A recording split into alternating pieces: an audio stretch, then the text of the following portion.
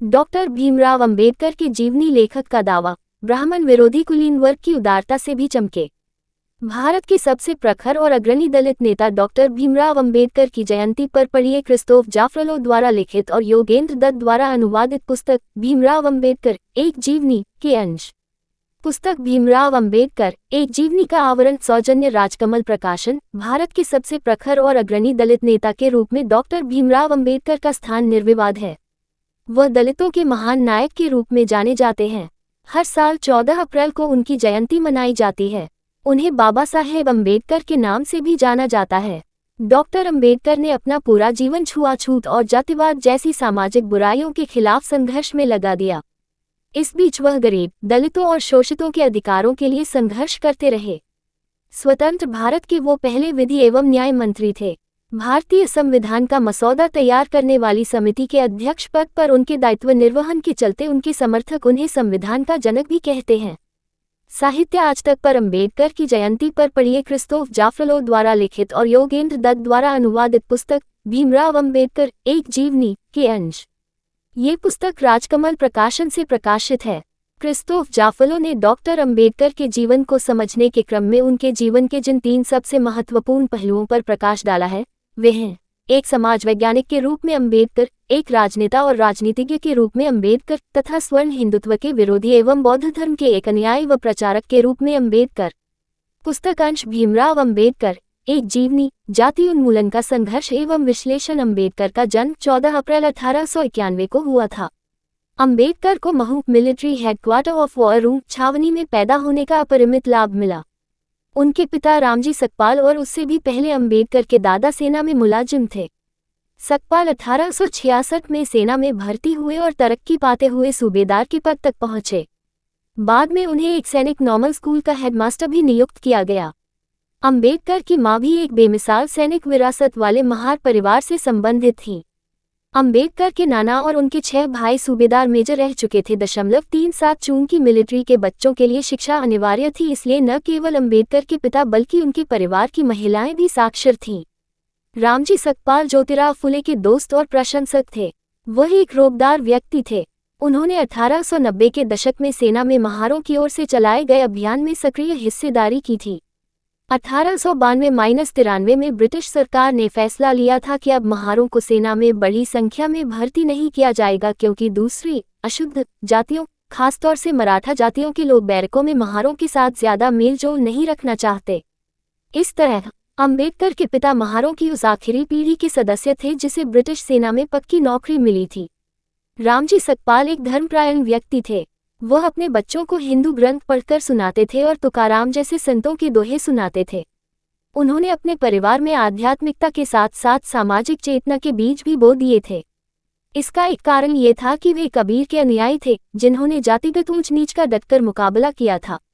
15वीं शताब्दी के उत्तरार्ध में कबीर ने भी समतावाद को बढ़ावा दिया था, जिसकी एक वजह तो यही थी कि एक संत होने के नाते उनके लिए समानता की बात करना स्वाभाविक था, और दूसरी वजह ये थी कि वह खुद भी बहुत निचले तबके, जुलाहा जाति से आए थे। मगर अंबेडकर के करियर को एक निश्चित शक्ल देने में आधुनिक शिक्षा और उसके लिए मराठा महाराजाओं से मिली सहायता सबसे निर्णायक पहलू रहे। अंबेडकर 5 साल की उम्र से छावनी के प्राइमरी स्कूल में जाने लगे थे और उनके कई साल सतारा के हाई स्कूल में गुजरे। बाद में उनके पिता सेना के साथ बम्बई आ गए, जहां उन्होंने अपने भाई के साथ एल्फिंस्टन स्कूल में दाखिला लिया। एल्फिंस्टन स्कूल से वे एल्फिंस्टन कॉलेज में पहुंचे, जहां उन्होंने अंग्रेजी और फारसी में B.A. की डिग्री ली। वह संस्कृत भी पढ़ना चाहते थे, मगर अपनी जाति के कारण वह संस्कृत नहीं पढ़ पाए। अगले साल 1913 में वह बड़ौदा रियासत की सेना में लेफ्टिनेंट के पद पर भर्ती हो गए। भर्ती के महज एक पखवाड़े के बाद उनके पिता का देहांत हो गया। इसके बाद अंबेडकर ने नौकरी छोड़कर और बड़ौदा महाराज की आर्थिक सहायता से एक बार फिर अपनी पढ़ाई शुरू करने का फैसला लिया। कृष्ण अर्जुन उर्फ दादा कैलुस्का अंबेडकर के अध्यापकों में से एक थे और उनकी तीक्ष्ण बुद्धि व क्षमताओं से बेहद प्रभावित थे। उन्होंने ही एल्फिंस्टन कॉलेज में अंबेडकर की पढ़ाई के खर्चे का बंदोबस्त करने के लिए बड़ौदा महाराज से सहायता का निवेदन किया था। बड़ौदा के महाराजा भी गायकवाड़ राजवंश से थे, जिनकी मराठा जड़ों के आधार पर गैर ब्राह्मणों के प्रति उदारता का कारण एक हद तक समझा जा सकता है। महाराजा पहले भी अस्पृश्यों के लिए स्कूलों की स्थापना कर चुके थे और निम्न जातियों के संभावनाशील युवाओं को पढ़ाई के लिए उदारतापूर्वक आर्थिक सहायता देते थे। इसी नीति के फलस्वरूप उनके राज्य के संचालन हेतु एक गैर ब्राह्मण बुद्धिजीवी वर्ग भी तैयार हो रहा था। कैलुस्क ने अंबेडकर को महाराजा के सामने पेश किया, जिन्होंने फौरन उन्हें 50 रुपये माहवार की छात्रवृत्ति का आश्वासन दिया। साथ ही उन्होंने ये भी वादा किया कि अगर वह पढ़ाई में अच्छा प्रदर्शन करते हैं तो उन्हें और पैसा मिल जाएगा। महाराजा ने उन्हें स्नातक की पढ़ाई पूरी होने पर नौकरी देने का औपचारिक प्रस्ताव भी रखा। महाराजा अमेरिका में उनकी पढ़ाई का पूरा खर्चा वहन करेंगे। महाराजा का बेटा भी हार्वर्ड में पढ़ चुका था, बशर्ते वह लौटने पर 10 साल तक रियासत की नौकरी करने के लिए अपनी मंजूरी दें। अंबेडकर के सामने यह एक अभूतपूर्व अवसर था।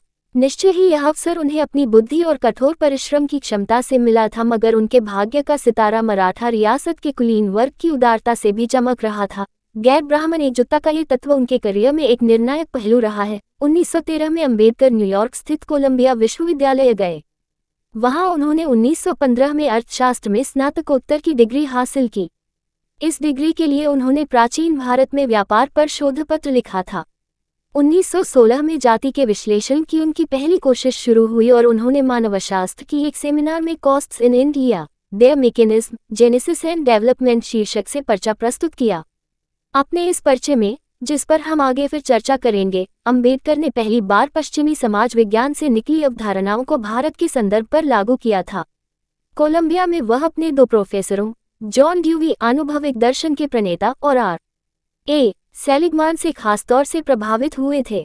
इसके अलावा उन्हें टस्केजी इंस्टीट्यूट के संस्थापक बुकर टी वॉशिंगटन से भी भारी प्रेरणा मिली, जो अफ्रीकी अमेरिकियों की मुक्ति के लिए शिक्षा को एक माध्यम के रूप में देखते थे। इस तरह अंबेडकर भी चिंतन की नई धाराओं और सबसे बढ़कर टॉमस पेन के समतामूलक व्यक्तिवाद की गहराइयों में उतरते चले गए, जो इससे पहले फुले को भी प्रभावित कर चुके थे। ज़िलियट बताती है कि अमेरिका में अंबेडकर ने सामाजिक समानता लाने के लिए लोकतांत्रिक संस्थानों की सत्ता में एक दृढ़, अविचल आस्था हासिल कर ली थी और ये विचार उन्हें मोटे तौर पर ड्यूवी से प्राप्त हुए थे। वर्ष 1916 में Ambedkar London school of economics LSE में पढ़ने के लिए अमेरिका से इंग्लैंड चले गए। जुलाई 1917 में बड़ौदा महाराजा ने उन्हें भारत लौटने का निर्देश दिया। भारत लौटने पर अंबेडकर को महाराजा के सैन्य सचिव के रूप में नौकरी मिली। इस बार भी सेना उनके लिए सामाजिक गतिशीलता का बेहतरीन साधन साबित हुई। बड़ौदा में अंबेडकर को अपनी वास्तविक पहचान के दम पर रहने की कोई जगह नहीं मिल पाई और अंततः उन्हें पारसी समुदाय के किसी व्यक्ति के लॉज में कमरा लेने के लिए पारसी होने का नाटक करना पड़ा। दुर्भाग्यवश उनकी यह चालाकी पकड़ी गई और उन्हें कमरा छोड़ना पड़ा। इस अनुभव ने उन पर निर्णायक प्रभाव छोड़ा। पूरे दिन मैं रहने के लिए एक अदद मकान तलाशता रहता था, मगर आखिरकार मुझे कोई मकान नहीं ही मिला। मैंने अपने दोस्तों से भी बात की, मगर सभी ने कोई न कोई बहाना बनाकर मुझे उल्टे पांव लौटा दिया। वे भी मुझे अपने मकान में रखने के लिए तैयार नहीं थे। मैं पूरी तरह हताश और थक चुका था। अब क्या करूं? मैं तय नहीं कर पा रहा था। परेशान और व्यथित मैं एक जगह जाकर बैठ गया। मेरी आंखों से आंसू बहते न रुकते थे। मकान पाने की मुझे कोई उम्मीद दिखाई नहीं दे रही थी। अब मेरे पास अपनी नौकरी और ये शहर छोड़ने के अलावा कोई चारा नहीं था। मैंने इस्तीफा दिया और रात की गाड़ी से बंबई के लिए रवाना हो गया। यहाँ से अंबेडकर एक राजनीतिक योद्धा के रूप में नया अवतार ग्रहण करते हैं। अक्टूबर 1920 में वह अपनी पढ़ाई पूरी करने के लिए इंग्लैंड लौटे। जून 1921 में उन्होंने एक और मराठा प्रभु कोल्हापुर महाराज की आर्थिक सहायता से अपनी स्नातकोत्तर की डिग्री पूरी की। कोल्हापुर महाराज 1901 से ही बहुत सख्त ब्राह्मण विरोधी रवैया रखते थे। जब कोल्हापुर के ब्राह्मणों ने मराठों को न केवल क्षत्रिय हैसियत अता करने से इनकार कर दिया था, बल्कि उन्हें पारिवारिक कार्यक्रमों में भी वैदिक अनुष्ठानों के लिए अयोग्य घोषित कर दिया था। इसके बाद से कोल्हापुर के महाराजा शाहू महाराज ने भी अंबेडकर के प्रति वही संरक्षणवादी रवैया अपना लिया जो कभी बड़ौदा के महाराजा ने अपनाया था। उनकी उदारता की सबसे मुखर अभिव्यक्ति उनका वह पत्र था जो उन्होंने लंदन स्कूल ऑफ इकोनॉमिक्स के नाम अंबेडकर के पक्ष में लिखा था। इस पत्र से भी उनकी ब्राह्मण विरोधी एकजुटता के बारे में काफी कुछ पता चलता है। श्री अंबेडकर आपको पिछड़ी जातियों और ब्राह्मण नौकरशाही का फर्क समझाएंगे। साथ ही वह आपको बताएंगे कि अगर कोई पिछड़ी जातियों से हमदर्दी रखता है तो उन्हीं ब्राह्मण नौकरशाहों के हाथों उसे कैसी पीड़ा का सामना करना पड़ता है। जो कहने को तो लोकतांत्रिक विचारों का दावा करते हैं और पिछड़ी जातियों के कल्याण की दुहाई देते हैं, मगर वास्तव में वे अपने लिए एक छोटे से अल्पतंत्र के अलावा और कुछ नहीं चाहते। वह अंबेडकर आपके इंग्लैंड की प्रबुद्ध जनता के सामने उन गैर ब्राह्मण हिंदुओं का दृष्टिकोण प्रस्तुत करेंगे जो एक मत से ये मानते हैं कि होम रूल की मांग करने वाले ब्राह्मण असल में अपनी उसी सत्ता को बहाल करना चाहते हैं जो बहुत पहले उनसे छीन ली गई थी। अंबेडकर ने एलएसी में अर्थशास्त्र विभाग में अपना शोधपत्र प्रस्तुत किया। 1922 में प्रस्तुत इस शोधपत्र का शीर्षक था the problem of the rupee, रुपये की समस्या। चूंकि अंबेडकर ने शोधपत्र पर गंभीरता से ध्यान नहीं दिया था, इसलिए पहले दौर में उसे खारिज कर दिया गया। मार्च 1923 में उन्होंने अपने शोधपत्र को दुरुस्त करके जमा कराया और उसी साल नवंबर में सफलतापूर्वक उसका बचाव किया। 1927 में उन्हें the evolution of provincial finance in British India शीर्षक के अपने शोधपत्र के लिए कोलंबिया विश्वविद्यालय से पीएचडी की डिग्री मिली। इस प्रकार वह डॉक्टरेट की डिग्री हासिल करने वाले पहले अस्पृश्य व्यक्ति बने। 1923 में अंबेडकर ने बॉम्बे बार में अपना पंजीकरण कराया और अगले साल से ही उच्च न्यायालय में वकालत की प्रैक्टिस करने लगे। उनके अस्पृश्य होने की वजह से उनके बहुत सारे संभावित मुवक्किल छिटक जाते थे। फलस्वरूप उन्हें अपना खर्चा चलाने के लिए वकालत के साथ साथ अध्यापन का भी काम करना पड़ा। 1918 में वह ब्रिटेन के Sydenham college of commerce and economics में राजनीतिक अर्थशास्त्र पढ़ा चुके थे। 1925 में उन्होंने Batliboi accountancy training institute में पार्ट टाइम लेक्चरर की नौकरी की। तसल्ली की बात ये रही कि अंबेडकर की वकालत चाहे न चल पाई हो, मगर उनके कानूनी प्रशिक्षण व ज्ञान ने अदालतों में अस्पृश्यों का पक्ष रखने में, राजनीतिक मोलभाव के अवसरों पर या राजनीतिक वार्ताओं के दौरान उनको बहुत फायदा पहुंचाया।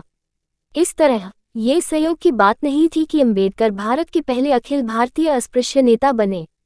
उनकी नियति को निर्धारित करने में उनकी बुद्धि और ऊर्जा के रूप में उनके निजी गुणों ने तो अहम भूमिका अदा की ही, उनके पारिवारिक, सामाजिक और क्षेत्रीय संदर्भ ने भी उन्हें बहुत लाभ पहुंचाया। खासतौर से महाराष्ट्र के ब्राह्मण विरोधी आंदोलन का वंशज होने और मराठा महाराजाओं से मिली सहायता से उन्हें बहुत लाभ हुआ। उनकी सामाजिक राजनीतिक चेतना और उग्र तेवर उनकी जाति और परिवार की पीड़ा का सीधा परिणाम थे। फिर भी जाति व्यवस्था के खिलाफ उनकी बगावत को एक स्पष्ट दिशा देने वाली सबसे निर्णायक कारक थी उनकी विदेशी शिक्षा, जिसने उन्हें समतापरक मूल्यों से परिचित कराया और जाति की संरचना पर शोध करने का मौका दिया। भारत लौटने पर उन्होंने समाजशास्त्र के विश्लेषण के अपने उपकरणों को तराशा ताकि उस समाज व्यवस्था को चुनौती दे सके जिसमें अस्पृश्य ही प्रथम पीड़ित थे। पुस्तक भीमराव अंबेडकर, एक जीवनी लेखक, क्रिस्तोफ जाफरलो अनुवाद, योगेंद्र दत्त भाषा, हिंदी विधा। जीवनी सूचना सिर्फ मान्यताओं और जानकारियों पर आधारित है। यहाँ ये बताना जरूरी है कि यह मेरा वीडियो किसी भी तरह की मान्यता, जानकारी की पुष्टि नहीं करता है। किसी भी जानकारी या मान्यता को अमल में लाने से पहले संबंधित विशेषज्ञ से सलाह लें। धन्यवाद।